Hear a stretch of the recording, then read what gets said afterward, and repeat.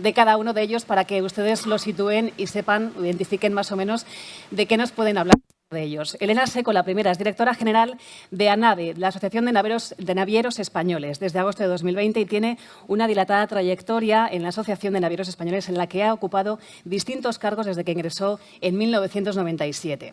A continuación, Ramón Valdivia es vicepresidente ejecutivo de ASTI, que es la Asociación de Transporte Internacional por Carretera, desde noviembre de 2021 y lleva más de 35 años en el sector de la automoción. Además, es el único español en la ejecutiva de la Unión Internacional de Transporte por Carretera, IRU, desde enero de este año. El tercero es José María Quijano, el secretario general de CETEM, que es la Conferencia Española de Transporte de Mercancías. Es licenciado en Ciencias Económicas y Empresariales por la Universidad Complutense de Madrid y lleva más de 30 años en cargos de responsabilidad nacional e internacional en el equipo directivo de CETEM. Rafael Barbadillo es presidente de Confebus. También es presidente del Consejo Nacional de Transportes Terrestres, del Comité Nacional de Transporte por Carretera y del Consejo del Transporte y la Logística de esta casa, la COE, entre otros. La última, Marta Blázquez, es vicepresidenta ejecutiva de Faconauto. Lleva vinculada al sector más de 20 años y está muy implicada en promover la participación de las mujeres en la vida pública y profesional a través de la iniciativa que preside Faconauto Woman. Bienvenidos todos, buenos días. Hechas las presentaciones, os voy a pedir que hagáis cada uno una primera intervención y a continuación os hago una pregunta un poquito más concreta. Elena. Bueno, pues buenos días y muchas gracias por la presentación y por invitarnos aquí a presentar el punto de vista de este rara avis que es el transporte marítimo, del que solo nos acordamos cuando el Evergiven o cuando se produce algún cierre en Shanghái y parece que afecta a toda la cadena logística, y que es mucho más que transportar contenedores. Los contenedores al final son un 25% de la mercancía que se transporta por mar, pero todo lo que llevamos, estos muebles, esta ropa, cualquier cosa que tengáis y que observéis a vuestro alrededor, pues una de dos, o ha venido por barco o la materia prima que se necesita para fabricarla y para obtenerla, pues ha venido por mar. Como sé que 3 minutos, creo, voy a intentar responder muy rápidamente a 3 preguntas. Y es, ¿dónde nos encontramos nosotros, el transporte marítimo, en este proceso de la descarbonización?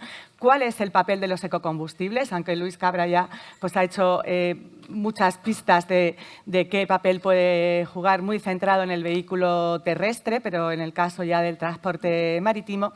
¿Y qué es lo que necesitamos? Que al fin y al cabo, al final va a ser muy parecido también a lo que ya se ha dicho, para que se conviertan en una realidad. ¿Dónde estamos? Pues estamos en que el 99,9% de los combustibles, de la energía que utilizan hoy día los barcos en todo el mundo, son combustibles fósiles. ¿Por qué? Porque no existe otra cosa. No existe la electricidad para el transporte marítimo internacional y no existe ningún otro combustible ni tecnología alternativa.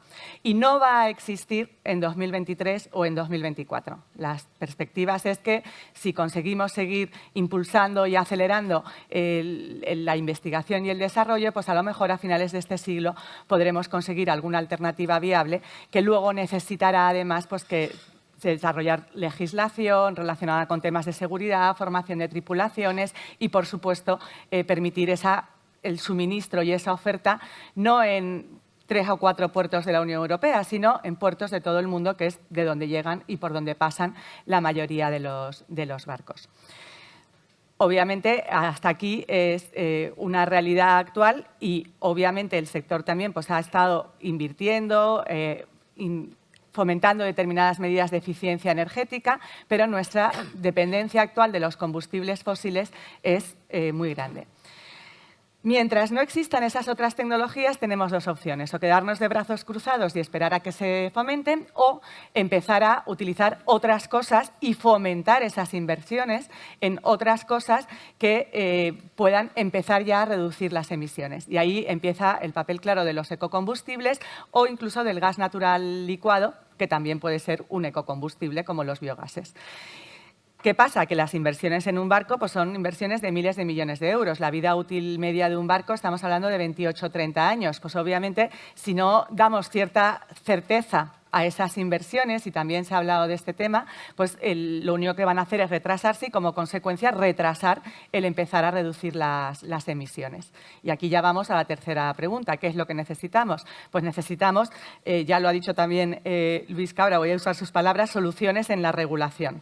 Un horizonte claro para saber a dónde dirigir estas inversiones. Si el mensaje es que puede ser que finalmente los acabemos prohibiendo, o en nuestro caso no los pueden prohibir y no los prohíben, de hecho, en la normativa que se está discutiendo, pero van a tener un impacto económico muy grande, pues las empresas van a decir, oye, bueno, pues vamos a esperar a ver si viene otra cosa, y entonces vamos a seguir utilizando motores en barcos de 25, vamos a retrasar la edad de desguace y vamos a ver si aparece esa otra cosa, y como consecuencia no vamos a tener motores más eficientes a corto plazo. Hay que dar certidumbre jurídica a esas inversiones ya a día de hoy, y que desde ya hoy, con una inversión mínima en circuitos de lubricación, en limpieza de tanques, podamos empezar a reducir las emisiones. Muchas gracias. Elena Seco. Ramón Valdivia, primera intervención, por favor. Hola, buenos días y gracias por la oportunidad de estar aquí y dirigirme a los que están aquí presentes y también a los que nos están siguiendo por streaming. Traía unas notas aquí para intentar seguir, pero bueno, yo la verdad que me voy a saltar bastante. Hemos visto un mensaje de Raúl Blanco que prácticamente nos haría, como pedía Antonio Garamendi, disolver la plataforma después de un año naciente, porque ya lo hemos conseguido, ¿no? Neutralidad, estamos convencidos de la neutralidad tecnológica, estamos convencidos, pero no está aquí escuchándonos. No hay nadie de la administración aquí escuchándonos. Estamos hablando entre empresarios, estamos hablando con la prensa, pero el mensaje que nos han mandado al mandarnos un vídeo y nada más es muy claro. Parece que tienen muy decidido por dónde van a ir, y una cosa es que nos digan en un vídeo las palabras que queremos escuchar y otra cosa es lo que pasa en realidad. Se está votando ahora mismo en el Parlamento Europeo, bueno, a lo largo del día de hoy, mejor dicho, si se prohíbe la venta en Europa de motores de combustión a partir del 2040, que está ya aquí. Entonces, lo que hablabas de la inseguridad es tremenda, porque por una parte vemos que la tecnología no está adecuada y no vamos a poder tener capacidad de cumplir con los objetivos que se nos están marcando, y por otra parte estamos viendo que se están tomando ya decisiones políticas de un calado enorme y no sabemos qué hacer. A lo largo de los años este sector ha demostrado su compromiso con el medio ambiente fortísimamente. Yo creo que todo el mundo sabe, y si no lo decimos aquí, que las emisiones por el tubo de escape de gases nocivos de los camiones que hacen el transporte de mercancías se han reducido en un 98%. Es decir, hay que sumar muchos camiones de hoy, pero muchos, para hacer las mismas emisiones contaminantes de uno de principios de siglo. Y no digo ya de cuando se cayó o cuando se tiró el muro de Berlín. Hay que juntar muchos camiones de hoy para hacer el mismo potencia sonora que un camión de aquella época. Ya lo hemos demostrado. En lo que va de siglo hemos reducido un 20% el consumo de combustible por tonelada kilómetro producida. Pero es que la sociedad cada vez pide más movilidad de mercancías y de personas. Este servicio que la carretera da para integrar los territorios, para que funcione la industria, el comercio y el turismo, del ministerio que nos ha hablado precisamente, este servicio que damos está basado en una serie de empresas, en una serie de profesionales, etcétera, pero sin él no podemos funcionar. Es prácticamente cualquier cadena logística, por simple que sea, tiene una parte de carretera. Entonces, estar pendientes de si vamos a poder tener vehículos capaces de cumplir. Nosotros nos hemos comprometido en hacerlo. Hemos bajado, como digo, un 20% por tonelada kilómetro producida, pero la demanda sigue creciendo. La sociedad sigue demandando movilidad de mercancías y de personas. Se estima que para el 2050 habrá unos 100 millones de vehículos en el mundo dedicados a este menester de la carretera, que es un 50% más de los que hay hoy. Por tanto, tenemos un compromiso, una urgencia importante en reducir nuestras emisiones de CO2, y en eso estamos. De hecho, esta asociación en España y la IRO en todo el mundo, pues también está proponiendo soluciones para que no solamente vengan dirigidas desde la política, como el Green Compact, que está basado en 5 pilares básicos, el primero de los cuales y el que más aporta a la reducción de CO2 con el cual nos hemos comprometido es precisamente la utilización de combustibles, biocombustibles y ecocombustibles bajos en carbono o neutros en la emisión de carbono. Es un 40% de la reducción que podemos estimar que consigamos viene de la utilización de estos combustibles, y por eso hace un año desde el minuto cero nos unimos a la plataforma de promoción del ecocombustible porque vemos que es una solución factible, viable y que va con nuestro compromiso de reducir el CO2 en el planeta.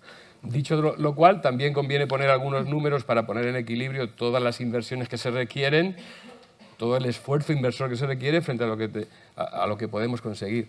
Todos los camiones pesados europeos, juntos, en un año, producen el 4,5% de las emisiones de gases de efecto invernadero con procedencia de actividad humana. El 4,5% de Europa. Y es que Europa es menos del 10% del mundo. Entonces, aunque parásemos todos los camiones hoy y dejásemos de moverlos durante un año entero, pues el mundo seguiría recibiendo el 99,6% del CO2 que recibe. Entonces, persigamos los objetivos con equilibrio y a ver si la neutralidad tecnológica que nos han prometido es buena. Nosotros, como compradores y utilizadores de camiones, la competencia entre tecnologías nos parece perfecta. Si alguien siente que ya tiene conseguido el monopolio y que el camión eléctrico de batería es el que va a impulsarse de forma decidida por parte de las administraciones, ya no seguirá mejorando ese camión que hoy todavía pesa 2.000 kilos más que el equivalente diésel. Y bueno, pues estamos en una transición energética muy compleja, muy difícil, que nos involucra a todos y los políticos han visto y hemos cumplido que las normas euro nos han permitido ir rebajando las emisiones hasta menos del 98, o sea, hasta prácticamente el 2% de lo que hacíamos, pero era sin cambiar la tecnología. En este momento estamos inmersos en un dirigismo político fortísimo para una transición complicadísima. Y luego pues no nos están escuchando, por lo menos hoy aquí. Esperemos que tengamos más suerte en las próximas oportunidades. No presencialmente, esperemos que en la distancia sí que nos escuchen, porque esa es la intención de estar hoy aquí. Gracias. Habla Ramón Valdivia, gracias. Habla a continuación José María Quijano, de CETEM, por favor. Hola, buenos días. En primer lugar, agradecer la presencia de la Confederación en este evento. Y lo primero de todo, pues estar completamente de acuerdo con lo que acaba de decir Ramón, como no puede ser de otra forma, ¿no? A mí me gustaría poner en principio en contexto un poco de lo que estamos hablando del sector que representamos, que es el transporte de mercancías por carretera y transporte público, ¿no? Porque también está el transporte privado complementario. Pero solamente en transporte público en España tenemos 107.000 empresas, con una flota de transporte pesado de más de 269.000 vehículos y 120.000 vehículos ligeros, aproximadamente, ¿no? Con esto lo que quiero poner en valor es que es un sector que, como decía antes Ramón, venimos apostando por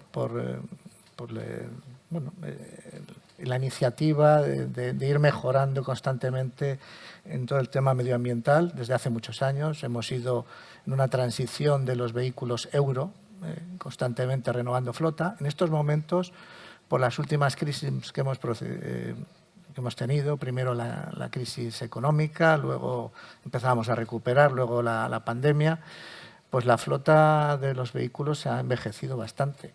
Y en estos momentos, por distintas circunstancias, el sector tiene una gran incertidumbre a la hora de invertir, a la hora de renovar flotas, pero por muchas cosas. Primero, por el tema tecnológico y luego por las políticas tanto de la Unión Europea como del propio Estado, que no son claras y además no tienen una visión, digamos, transitoria, que podamos llegar a un objetivo común en un plazo que las empresas puedan asumirlo, ¿no? Como decía Ramón, nosotros actualmente el dilema al vehículo eléctrico no existe. No existe en España, ni en Europa, ni en el mundo, porque el transporte pesado no puede soportar esa tecnología porque no es viable, ¿no?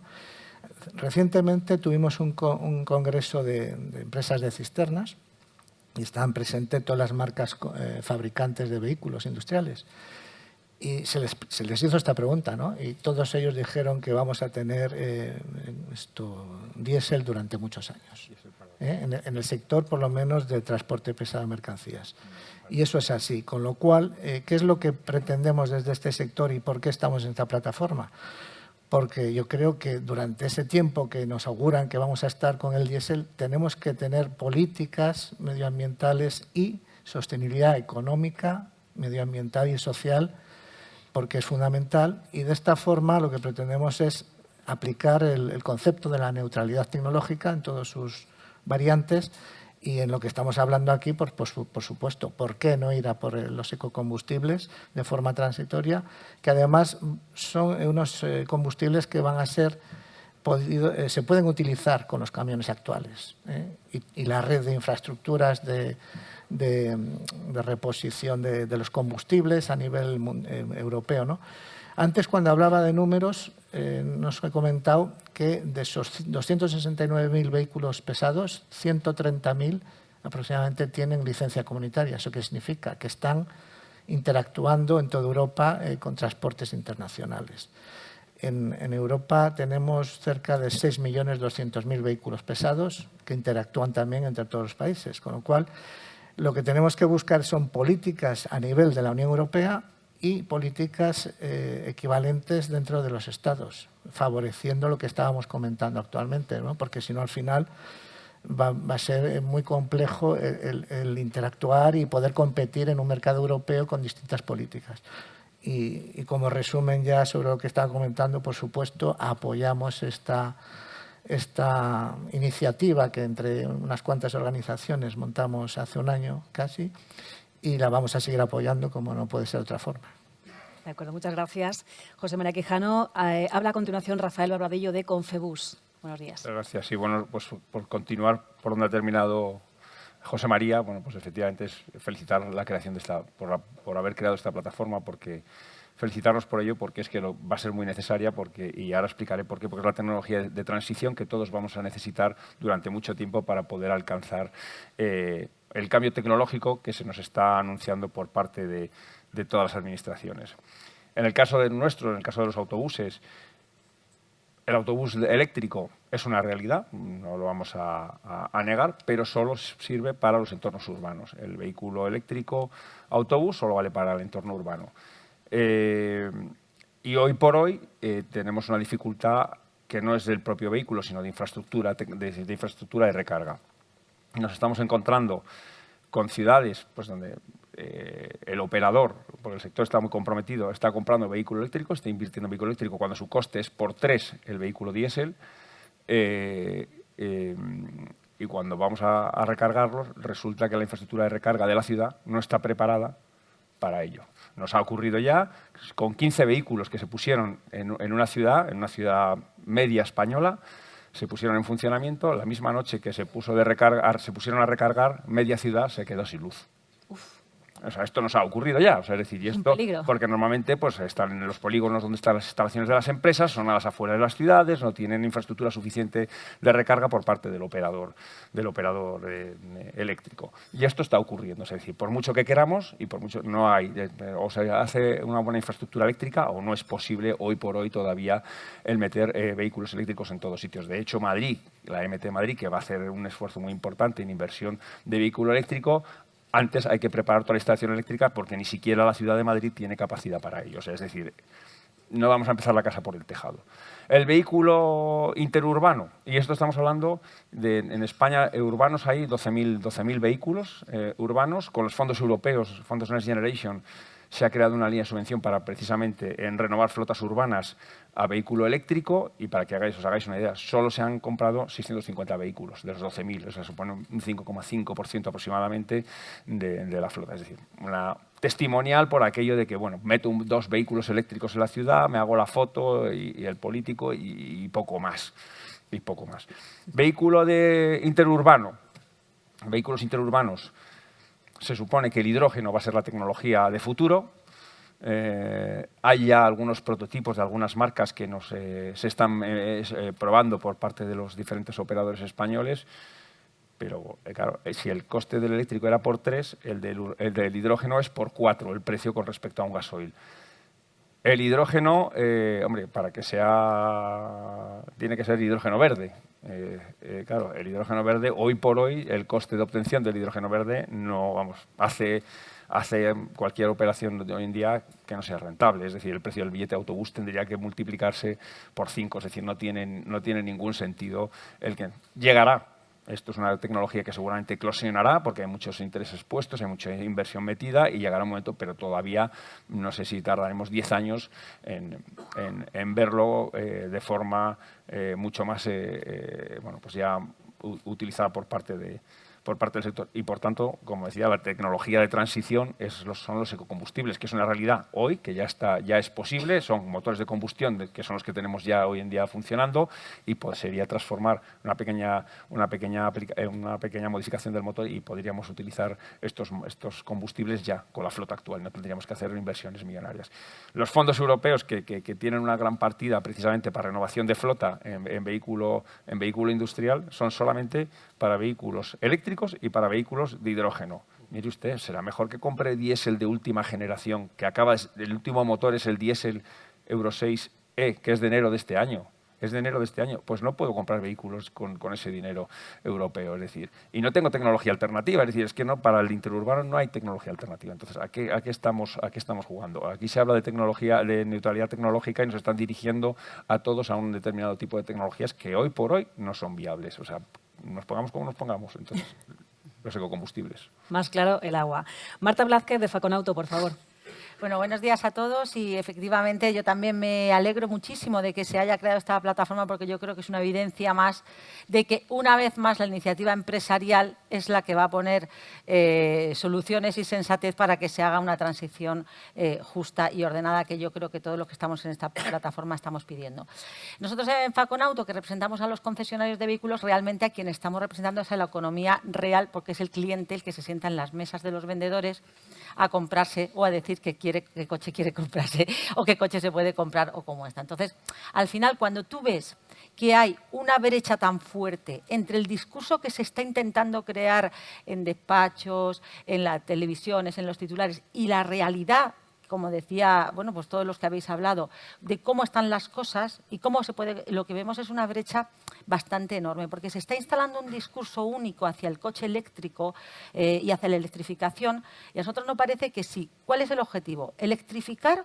¿O el objetivo es realmente la atmósfera, el planeta y la descarbonización? Porque si el objetivo es ese, pues entonces la electrificación será una pata importantísima y nadie la discute y todos la apoyamos, pero existen otras soluciones complementarias que tienen que jugar su papel, y sobre todo hasta que sea una realidad el vehículo eléctrico. Por eso nosotros decimos, muchas veces cuando todos los que en los sectores que estamos muy impactados hablamos de descarbonización utilizando estas soluciones intermedias, a veces se nos acusa de que estamos en contra de la electrificación. No, todo lo contrario. Si es que creemos que cuanto más se intensifiquen todas estas medidas complementarias, en vez de crear pobreza, que es lo que se hará si no se hacen las cosas utilizando estas soluciones alternativas, si tú creas más pobreza, lo que creas es que la transición la alargarás más en este país. Si tú creas o mantienes la riqueza que tenemos y el empleo que tenemos, acercarás esa transición hacia la electrificación o hacia otras energías, porque la electrificación hace unos años no hablaba nadie y hoy está en boca de todos. ¿Por qué no mañana darle opciones a otras cosas que pueden surgir, como estamos hablando de los combustibles, que a lo mejor son soluciones tan buenas como la electrificación? Entonces nosotros aquí reivindicamos muchísimo que por favor mantengan la electrificación y que nos dejen hablar de otras soluciones intermedias en este periodo de transición, porque lo único que venimos cuando hablamos de ellos es a colaborar intensivamente y de verdad sin ningún prejuicio en conseguir los objetivos que tienen desde Europa, bajando a todos los gobiernos centrales o autonómicos. A nosotros, para poneros un ejemplo de dónde estamos, antes de la pandemia, el mercado del automóvil en vehículos turismos estaba en torno al entre el 1.200.000 y 1.350.000 unidades. Vale que sea con la pandemia que bajemos a 850.000. El problema es que se está acabando la pandemia y nosotros este año vamos a cerrar otra vez por debajo de las 900.000 unidades. ¿Qué significa eso? Significa que aquí hay varios problemas que o atajamos o ponemos en peligro este sistema de riqueza local y de empresas que están dando muchísima cohesión territorial y muchísima solidez al país.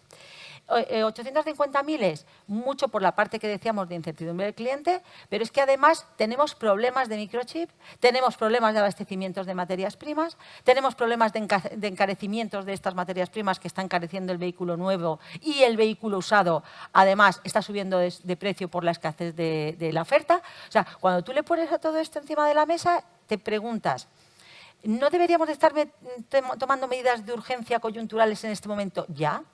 Porque es que si no las tomamos ya, a lo mejor también nos quedamos a la cola. Cuando vemos cómo estamos con otros países en puntos de recarga, estamos los penúltimos y solo estamos detrás de nosotros Grecia. Hemos hecho un estudio de los puntos de recarga que se necesitan en este país, junto con Faconauto, se necesitan 340.000. Hay 11.000. Y de los 11.000 no funcionan seguramente a la mitad.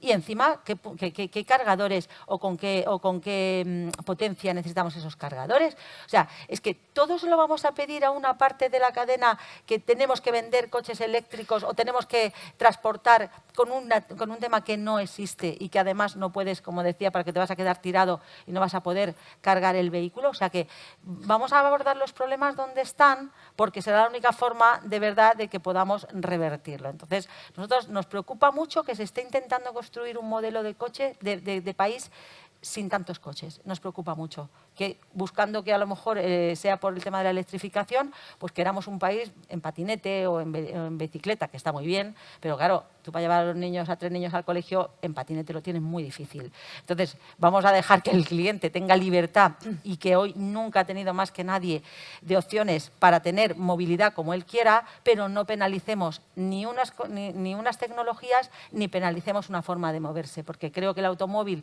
y el transporte ha traído muchísimo progreso y muchísima riqueza y creo que tiene que seguir haciéndolo.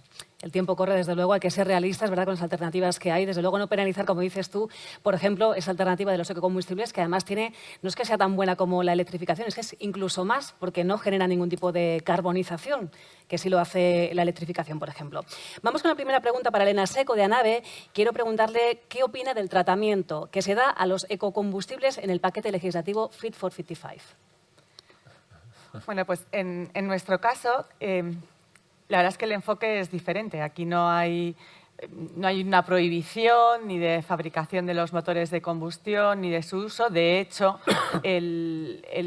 si usas ecocombustibles, tanto en la iniciativa FuelEU Marítimo, a que se ha hecho referencia antes, como en la de comercio de emisiones, pues tienes ciertas ventajas, es decir, reduces el impacto económico de esas normas. El problema que nosotros hemos puesto sobre la mesa es que, así como han dicho antes en la carretera, pues un 6-8%, pues han dicho 6-8, 8-10, de lo que cuando vamos a la gasolinera nos pone el suministrador, el surtidor, es ecocombustible, así como en el caso de los aviones, la normativa que se está desarrollando equivalente, pues lo que hace es fomentar esa disponibilidad de esos combustibles sostenibles de aviación cuando repostan en un aeropuerto de la Unión Europea. En nuestro caso, lo único que se dice es que tienes que conseguirlos. Ya está. Y si no existen, pues pagas una sanción y no pasa nada. Te vamos a dar igualmente el certificado de que vas a reducir tus emisiones porque has pagado un dinero, lo cual es una falacia. Obviamente, pagando dinero no se reducen las emisiones de CO2.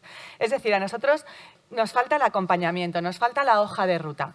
Al mismo tiempo que aquí en el sector de la carretera parece que hay una orientación clara hacia la electrificación, en nuestro caso hay una orientación clara hacia la, políticamente incorrecto lo que voy a decir, recaudación, porque es que ni siquiera nos dan ninguna alternativa que no sea pagar dinero.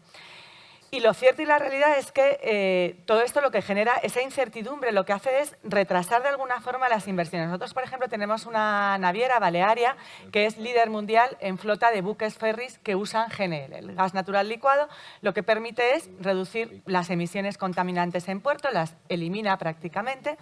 Problema muy importante en las zonas, los puertos españoles de grandes dimensiones y que están cerca de zonas residenciales, aunque reduce las emisiones de CO2, pero no las elimina. Ahora mismo el gas natural se ha multiplicado por 5. Pues esta empresa, lógicamente, no puede competir en los mismos tráficos y en los mismos servicios con otras empresas que no utilizan este combustible. Como sus motores pueden utilizar varios, imagino que estarán utilizando combustibles fósiles. Si el objetivo realmente es descarbonizar, pues igual que se ha bonificado los combustibles, incluso los que usan los barcos y toman en puertos para tráficos de cabotaje, ¿por qué no se ha bonificado el GNL para el transporte marítimo? no es el objetivo descarbonizar. Yo no veo la hoja de ruta hacia la descarbonización. Y esa es la parte que nos falta, esa transición justa, ese análisis completo del problema con los sectores y que seamos capaces de poner sobre la mesa todas estas soluciones. Nosotros ponemos los ecocombustibles, incluyen también el gas natural licuado de origen biológico. ¿No vale? Pues vamos a ver cuáles otras hay y cuáles nos proponéis. Muy bien, gracias. Elena, Ramón Valdivia, de ASTIC. Le quiero preguntar cómo puede ayudar el Gobierno español a facilitar que los transportistas internacionales sigan conectando eficiente y sosteniblemente nuestro país con el resto de la Unión Europea. El Gobierno español en la Unión Europea, pues sí. Efectivamente, España es un miembro de la Unión Europea pues de mucho peso, ¿no? En cuanto al PIB, después de la salida del Reino Unido, pues estamos ahí en cabeza y alguna voz debemos tener, pero claro, si la voz que llevamos es contraria y lo que estamos es promulgando que el diésel, como se ha oído algún miembro del Gobierno, el diésel está muerto, le quedan muy pocos años, entonces cuando la gente lo oye, pues para las fábricas, porque la gente deja de comprar en Citroën coches diésel y se empieza a comprar gasolina que la fábrica no está preparada para producir, pues no sé cómo podrá ayudar si no cambia un poco de mentalidad. El 75%, cerca del 75% de las mercancías que España exporta a sus socios de la Unión Europea salen rodando en camiones. Y de ellos, 2/3 de esos camiones son camiones de empresarios españoles, de empresas españolas radicadas en España. El sector exterior en España tiene un peso en el PIB equivalente al que tiene en Alemania. Es decir, el sector exterior en España ha ayudado a salir de la crisis famosa del 2008 muchísimo. Las exportaciones están ayudando. Y este es un vector importantísimo para las exportaciones españolas, para que los empresarios españoles que tienen una gran capacidad de producir un producto con una calidad-precio que convence al cliente centroeuropeo y norteeuropeo, también está ayudado de que hay un vector logístico que hace que puntualmente eso llegue sin retraso. Y eso también ayuda a convencer y que la confianza de los clientes de Europa pues, se deposite cada vez más en nuestro sector exterior.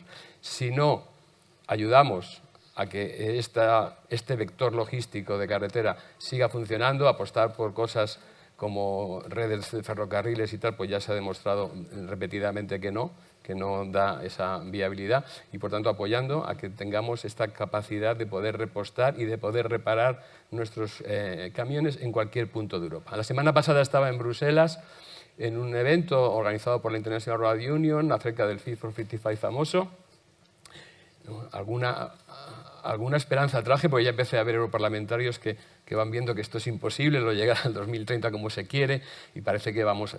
al principio de mes han estado reunidos el Consejo Europeo en Luxemburgo, han reducido también el número de puntos de recarga que va a tener la red de carreteras TEN-T, porque también ve que la inversión es enorme. Entonces, ayudarnos en que tengamos una red europea lo más uniforme posible. Nuestros camiones llegan hasta Polonia, Rusia... Incluso hay alguna ruta con China. Y decía la viceministra lituana en esa conferencia que tienen mucho miedo de que a lo mejor la heterogeneidad del avance de las diferentes tecnologías en los países europeos impida llegar a los camiones a cualquier sitio. Es decir, si aquí apostamos porque vamos a tener muchos puntos eléctricos, aunque luego no se hagan, pero imagínate que todos nos convencemos y luego los camiones salen y en Francia han apostado por el hidrógeno, pues vamos a tener un problema. O los cargadores no son de 1 megavatio y no podemos estar nada más que ahí 5 horas cargando. O en Polonia están todavía con los biocombustibles y no puedes atravesar Polonia porque no tienes puntos de recarga. Luego, como decía antes, la revolución es muy fuerte, la transición es muy compleja y el gobierno español, pues en mi opinión, haría bien en plantar la voz en Europa y decir, nosotros somos un país exportador, nuestras exportaciones tienen que seguir siendo viables para que nuestra economía pueda tener al menos un punto de apoyo ahí, y para esto es vital que se mantenga una capacidad de funcionamiento del 100%. Ahora mismo y siempre para los transportistas por carretera la principal consigna es la eficacia, incluso mucho más allá de la eficiencia, dar servicio al cliente y cumplir como se ha dicho. Esto es la principal, ¿no? Cuando hay una avería en un camión, ahora mismo después de un siglo de know-how acumulado de motores de combustión, siempre los talleres de reparación están puestos donde tienen que estar puestos, porque ya ha habido el filtrado y los especialistas y los mecánicos y la gente que sabe de esto está allí. Cambiarlo eso de repente por una tecnología suponiendo que se pudiera, ¿no?, cambiar, pues yo qué sé, el 20% de las matriculaciones pasasen a ser de tecnología, ¿dónde están los puntos de recarga? ¿Dónde están las redes de servicio que nos van a dar una reparación rápida, una puesta en marcha del camión para poder cumplir con nuestro OTI? Pues en el caso de los biocombustibles y de los ecocombustibles, los combustibles sintéticos neutros en CO2, por lo menos la red de distribución ya la tenemos, porque están todos los miles y miles de estaciones de servicio que ya están implantadas y no hay que hacer inversiones de ese calibre que a lo mejor no podemos permitirnos. Antes se hablaba del afán recaudatorio. Bueno, pues es que ayer mismo creo que fue la Comisión Europea que volvió a insistir en incrementar los impuestos verdes, con la que está cayendo. Que parece que no... Pues incrementar los impuestos verdes es afán puro recaudatorio, porque no tenemos una tecnología diferente que pueda evitarnos el incurrir en eso. Entonces, pagar para contaminar, pues es darles más dinero para que... si no recuerdo mal, el Fit for 55, o la Comisión Europea, prevé unos costes de inversión de unos 400.000 millones de euros al año de aquí. Pues a lo mejor podríamos intentar que esas inversiones fueran dirigidas hacia otro efecto mucho más efectivo, quiero decir. Pues, tal y como lo pintas, parece que estamos abocados a un colapso si no toman medidas realistas, principalmente, ¿verdad? Acaban de decir, Esther, que en octubre se aprobó un decreto de ayudas a la renovación, que eran 170 millones de euros en España, 170 millones de euros ampliables a 400 millones, en función de la demanda, pero era para comprar camiones de hidrógeno y camiones eléctricos que no existen, y si existen son pues en fin, muy poquitos y muy caros, ¿no? Entonces, tenemos algún afiliado que está utilizando camiones de hidrógeno, después de las 125.000 euros de la subvención todavía le ha costado 600.000 euros el camión. Entonces, bueno, pues, ¿y por qué no se da un dinero de toda esa inversión gigantesca para que los camiones que tienen 12 años se puedan sustituir por camiones nuevos o camiones aunque sean diésel? Pero ya va a haber una reducción importante ahí de la siniestralidad también, de la seguridad vial, un aumento y una reducción de emisiones. Hay muchas alternativas y hay que tomar medidas. Os voy a pedir un poquito más de concisión a José María, a Rafael y a Marta, porque vamos ya un poquito cortos de tiempo. José María Quijano, de CETEM. La pregunta es, según vuestra estadística tenéis más de 129.000 vehículos que consumen una media de 2.620 millones de litros de combustibles. ¿Qué dificultades tendría que afrontar este sector si prescinde de los ecocombustibles para el transporte por carretera? Un poco lo que decíamos antes. Dado que no hay una transición tecnológica factible y tampoco vamos a poder prescindir del gasoil durante muchos años, por lo menos en la parte de transporte pesado, nos vamos a encontrar con un problema agravado. Hoy en día estamos viendo que tenemos ahora mismo el precio en las gasolineras a 2 euros el litro, lo cual está trayendo infinidad de problemas a la economía, a la producción y a las propias familias, ¿no? Nosotros lo venimos denunciando hace tiempo, ¿no? Que es que lo que no entendemos es esa política punitiva, que es un poco lo que decía antes Elena. Hay que ir a políticas proactivas, buscar soluciones, pero soluciones que sean factibles y que acompañen a la sostenibilidad medioambiental y económica y social. Entonces, lo que no puede ser es que ahora la siguiente política va a ser que van a incrementar el impuesto del hidrocarburo del gasoil, cuando no tenemos alternativas. ¿Esto qué va a suponer? Pues si ahora, por ejemplo, estamos en... No, por ejemplo, no. El impuesto especial de hidrocarburos para el gasoil está en 379 euros a los 1.000 litros. Si solo multiplicas por 1,21, que es el IVA, pues podemos hacer las cuentas, ¿no? Es decir, que tenemos un nivel impositivo añadido al problema de que no tenemos material y que los precios están subiendo. Entonces, las empresas de transporte, que son al final las que dan el servicio a la producción de este país, a las exportaciones, a las importaciones, a todo lo que se produce a nivel industrial y en servicios en España, pues se va a ver todavía mucho más complicado. Ahora estamos con problemas de personal en el transporte, no tenemos conductores. Tenemos problemas de incertidumbre de cambio de flotas. Tenemos incrementos brutales en los costes de producción. Y si además le añadimos a esto esta incertidumbre tan brutal a la hora de realizar las inversiones, de renovar la flota y de saber qué es lo que va a ocurrir, pues el problema se agrava. Hemos tenido transportistas que han apostado por el gas medioambiental. Hoy en día esos vehículos están parados.